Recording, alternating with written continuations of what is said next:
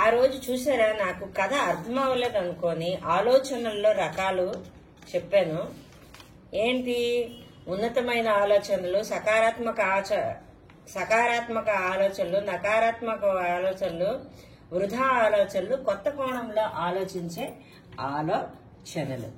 ఏంటో నీళ్ళు తాగితే చాలా వేడిగా ఉంది. చిన్న ఫ్యాన్ బాగా పనిచేసింది ఇప్పుడు.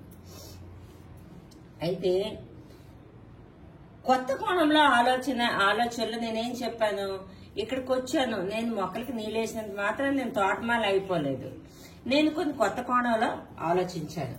ఎందుకంటే అందరూ దేనిని తన పరిధి దాటి ఆలోచిస్తామో లిటరల్ థింకింగ్ అని కూడా అంటారు. ఏమైనా ఇబ్బందులు వచ్చినప్పుడు ఆ సమస్యలు తీర్చుకోవడం కోసం తన పరిధిలో ఆలోచనడం ఇదే చాలా సృజనాత్మకంగా ఉంటుంది. అంటే మన పరిధిలో ఎంతవరకు ఉంటుందో అంతవరకే మనం ఆలోచిస్తాం. ఇంకా తనకి మించి ఆలోచించిన దానికే ఇది కొత్త కోణంలో ఆలోచించడమో లేకపోతే లిటరల్ థింకింగ్ అని కూడా అంటారు. మొట్టమొదటిసారిగా లిటరల్ థింకింగ్ అనే పదాన్ని ఆవిష్కరించిన వాడు ఎడ్వర్డ్ డిబోనో అనే బ్రిటిష్ సైకాలజిస్ట్ అట. అయితే చాలా మంచిగా అతను చెప్పారు. ఇతని ఆలోచనల ప్రకారం ప్రతి సమస్యకు ఒక సమాధానం ఉంటుంది. అమ్మో, చూసారా, ప్రతి సమస్య ఉంది అంటే పరిష్కారం అక్కడే ఉంటుంది. అంటే పాజిటివ్ నెగటివ్ ఉంది అంటే పాజిటివ్ రిజల్ట్ వస్తుంది. కానీ వినూత్నంగా ఆలోచించే అందరికన్నా ముందు ఉండొచ్చు, అందరికన్నా ఎదగవచ్చు. దీనినే ఒక కథ ద్వారా నేను చెప్తాను. ఏమీ లేదండి, రామయ్య అని ఒక కథతోనే చెప్తాను. ఆ కథ ఆ రోజు నాకు అర్థం కాలేదు, నేను చెప్పలేకపోయాను, ఇప్పుడు చెప్తాను. నేను కూడా ఒక థింకింగ్ ఏదైనా చేస్తే ఒక వేరే కోణంలో ఆలోచిద్దామని అనుకుంటాం, కానీ అది అంత ఈజీ కాదు. 1,00,000 మంది ఒకవైపు వెళ్తే మనం ఒక్కడు ఒకవైపు వెళ్తే మనం కరెక్ట్ అంటారేంటి, రాంగ్ అనే అంటారు ఎవరైనా. ఒక ఊర్లో రామయ్య అనే ఒక రైతు ఉండేవాడట. అతను 10,000 రూపాయలు అప్పుగా తీసుకున్నాడు. ఎంత తీసుకున్నాడు? 10,000 రూపాయలు అప్పుగా తీసుకున్నాడు. మీకు అది చెప్పడం అయిపోయింది, నాకు నీళ్ళు కూడా తాగడం అయిపోతుంది. తాగుతాను నీళ్ళు. ఫస్ట్ ట్రిప్ అయిపోయింది, సెకండ్ ట్రిప్ ఇంకా తాగాలి. అయితే 10,000 రూపాయలు వడ్డీగా తీసుకుంటే ఆ వడ్డీ తీర్చలేకపోయాడు పంట పోవడం వల్ల. డబ్బు ఇచ్చినాడు, ఇంట్రెస్ట్కి అసలుకి వచ్చాడు 10,000 రూపాయలకి. రైతు, నా దగ్గర పంట పోయింది, నేను డబ్బులు ఇవ్వలేను అని అన్నాడు. రైతు దగ్గర ఒక అమ్మాయి ఉంది. ఆ అమ్మాయి మీద కళ్ళు పడ్డాయంట. కళ్ళు పడితే ఈ ఒక్క వడ్డీ వ్యాపారి ఏమన్నాడు, ఒకవేళ నువ్వు అప్పు తీర్చలేకపోతే నీ అమ్మాయిని నాకిచ్చి పెళ్లి చెయ్యు అన్నాడు. అంటే దాన్ని ఏమీ సమాధానం చెప్పకుండా రైతు నిలబడిపోయాడు.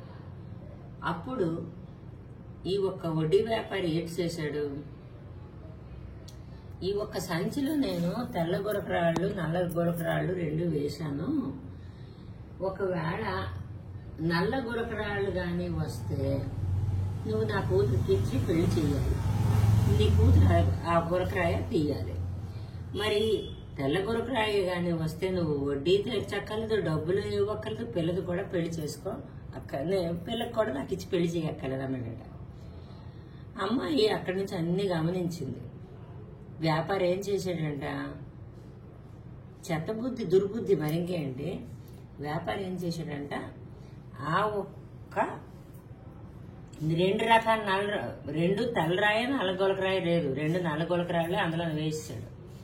వేసేసి అలా చెప్పాడనమాట. తెల్లరాయ కానీ వస్తే మరి నువ్వు నా కూతురికి నువ్వు నాకు వడ్డీ ఇవ్వక్కర్లేదు, మరి అసలు ఇవ్వక్కర్లేదు, పిల్లనిచ్చి కూడా పెళ్లి చేయక్కర్లేదు అని.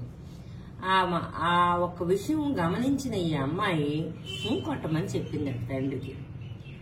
అలాగే అది సరే అని చెప్పమని సైక్ చేసింది. సైక్ చేసి మెల్లగా ఆ ఒక గొలకరాళ్ళ తీసి వణుకుతూ మెల్లిగా సంచిలోని తీసి అది కిందకి పడేసి పోయింది గొలకరాయ, మరి ఏం చేద్దాం, లోపల ఉన్న ఏ రాయ ఉంటే మరి మీరు ఒక గొలకరాయ తెల్లది ఒకటి నల్లది వేసారు కాబట్టి మరి తెల్లరాయి రాకపోయినప్పుడు అంటే ఏదో ఒక రాయి మిగిలి ఉంటది కదా, ఆ మిగిలిన రాయి మన నిర్ణయంకి కారణం అవుతుంది. కాబట్టి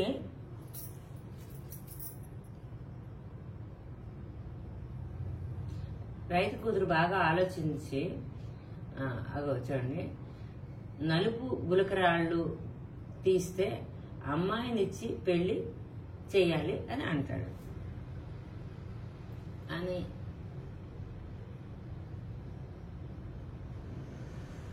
అంటాడు. సంచిలో 2 రాళ్ళు వేశాడు కదా, ఈ సంచిలో ఉన్న రాయ రంగు చూస్తే నేను తీసిన రాయస్ అంటే తెలిసిపోద్ది కదా, ఇంకా చేసేదేమి లేక అయితే మీరు 2 రకాల రాళ్ళు వేసామంటున్నారు కదా, తెల్లది నల్లది, మరి ఏం చేస్తాం, ఒకటి పోయింది కాబట్టి నేను ఏదైతే తీసానో అది పోయింది కాబట్టి ఏదైతే ఉంటుందో ఆ రాయే ఏంటి బట్టి మనం నిర్ణయం తీసుకుందాం అని చెప్పి సంచిలో 2 నల్ల రాళ్ళు వేసాడు కాబట్టి నల్ల రాయ ఉంది, అమ్మాయి తెల్లరాయి తీసినట్టుగా అనమాట. అది పోయింది కాబట్టి మరి పెళ్లి చేసుకోక్కర్లేదు, ఆ వడ్డీ డబ్బులు కూడా కట్టక్కర్లేదు. టిట్ ఫర్ టాట్ అంటారు దీనికే. ఆడు చెత్త బుద్ధికి మనం న్యాయంగా అక్కడ ఉన్నామని కూడా పరిష్కారం అంటే అస్సలు దొరకదు, అంతే కదా. ఓ ఏంటి వద్దు కన్నా. అయితే ఇప్పుడు చూసారా, ఆ నల్లరాయ అంత ఆ పని అతను పెద్ద ఆయన వేసి చేయకూడదు కదా, మరి అతను అలా చేసినప్పుడు ఈ అమ్మాయి కూడా సరిగ్గా చేసింది. అయితే రైతు కూతురు కొత్త కోణంలో ఆలోచించింది. ఏంటి ఆ సమస్యకి పరిష్కారం ఏంటుంది, 2 నల్లరాళ్లే అయినప్పుడు మరి పెళ్లి చేసుకోక తప్పదు, దాని నుంచి అలా బయటపడుతుంది. దంతాలకు చెత్తబుద్ధికి అలాగనే ఆడే ఎంత దరిద్రంగా ఆలోచించాడు, అంత దరిద్రంగా అయితే ఆలోచించలేదు. మన ఆలోచనలు ఎలా ఉన్నా తెలిసే పైన చెప్పినట్లు మనం ఏ రకమైన మనస్తత్వం కలవారమో అర్థం అవుతుంది. మన ఆలోచనలు సకారాత్మక, సృజనాత్మక, ఉన్నతమైన ఉండాలి. ఆలోచించడం మొదలు పెట్టండి. సకారాత్మక, సృజనాత్మక, ఉన్నతంగా ఆలోచిస్తే ఈ 3 ఆలోచనలు ఎప్పుడైతే వచ్చావో కొత్త కోణంలో ఆలోచించడం కూడా మనకు వచ్చేస్తుంది. ఆలోచించండి. మొదలుపెట్టు. ఆలోచనలు పరంపర నుండి ఒత్తిడి కలుగుతుంది. ఆ ఒత్తిడి నుంచి బయటపడడానికి ఆలోచనలు ఒకటే మంచి మెడిసిన్ అన్నమాట. ఉన్నతమైన ఆలోచనలు, సకారాత్మక ఆలోచనలు, సృజనాత్మక ఆలోచనలు ఇవి ఎప్పుడైతే వస్తాయో మరో కోణంలో ఆలోచించడం కూడా వస్తుంది. ఒత్తిడి తగ్గుతుంది. ఒత్తిడి లేని ఆనందకరమైన జీవితం చవి చూస్తుంది. ఆలోచనలు మన జీవితాన్ని నిర్ణయిస్తాయి. కనుక రుణాత్మకమైన ఆలోచనలు మరియు చెడ్డ ఆలోచనలు దారికి రాకుండా చేసుకోవాలి. అంటే తప్పుడు ఆలోచనలు, అది నెగటివ్ ఆలోచనలు మాత్రం మన దారిదాపులోకి తెచ్చుకోకూడదు. చెట్టు చూసారా, ఎంత బాగుంది కదా, నైస్. అంటే ఎన్నో నేర్చుకోవచ్చండి ప్రతి ఒక్క దగ్గర కూడా. ఇది పోయిందే. ఈ చెట్టు కూడా ఎన్నో చెట్లు ఉన్నాయి ఒకే దాంట్లో, మిగతా మొక్కలకు పెరగనివ్వట్లేదు. నేను ఇది తెచ్చాను. ఏంటంటే ఇందులో వేసిన గెత్తం నీరే నేను వేస్తున్నాను. ఈ గోలేమో ప్రేమకే ఇచ్చింది, ఆ చెట్టు ప్రేమకే ఇచ్చింది. సరేనా, తను పెంచుతుంది మొక్కలు. కానీ నేనేంటి ఒక మొక్కని ఇంచుమించు ఒక 9-10 మొక్కలుగా వేసాను. అంటే అంటే ఒకే గోలెవలో ఉన్నవి. ఎంతమంది ఇంటికో వెళ్ళింది. నా కోణం, నా ఆలోచించే కోణం ఇదే. ఏంటంటే మొక్కలు ఎవడు పెంచుతాడు చేస్తాడు అనుకుంటాం, ఇబ్బంది పడకుండా లాస్ట్ వరకు వీడియో చూడండి. చాలా మంచి వీడియో, మంచి ఇవ్వలండి. చూసారా, ఇక్కడ చాలా అడ్డటడిగా ఉంది, కానీ అందులోనే ఆడ ఆహారం ఉంది కదా. ఇంతటితో సెలవు తీసుకుంటున్నాను. ఈ ఆదివారం కొంచెం రిలాక్స్గా ఉంటారు కదా, నా లెంది వీడియో చూడండి.